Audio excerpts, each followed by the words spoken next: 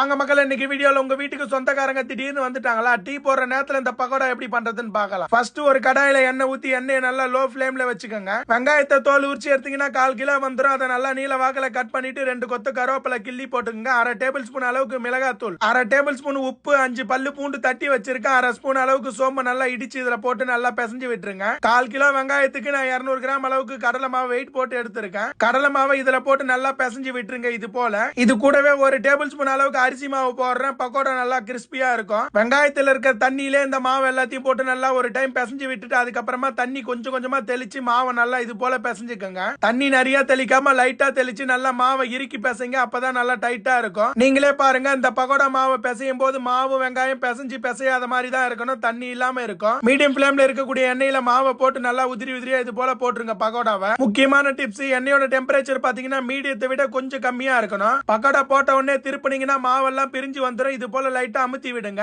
5 நிமிஷத்துக்கு அப்புறம் பாத்தீங்கன்னா பக்கோடா நல்லா வெளிர் வெள்ளை நிறமா இருக்கும். இந்த ஸ்டேஜ்ல 2 பக்கம் திருப்பி போட்டுடலாம். முக்கியமான டிப்ஸ் நான் உங்களுக்கு திரும்பவும் சொல்றேன், எண்ணெயோட டெம்பரேச்சர் மீடியத்தை விட கொஞ்சம் கம்மியா இருக்கணும். பக்கோடா நல்லா லோ ஃபிளேம்ல தான் வேகணும். இது போல லைட்டா கோல்டன் கலர் வந்ததுக்கு அப்புறமா பக்கோடாவை எடுத்துருங்க. அந்த சூட்ல இந்த பக்கோடா கலர் இது போல மாறிடும். நீங்களே பாருங்க இந்த பக்கோடா எந்த அளவுக்கு கிறிஸ்பியா இருக்குன்னு. இதுல ஒரு கொத்து கருவேப்பிலை ஃப்ரை பண்ணி போட்டு உங்க வீட்டுக்கு வந்த விருந்தாடிக்கு நீங்க ஒரு டீயை போட்டு பக்கோடா வச்சு கொடுங்க மக்களே.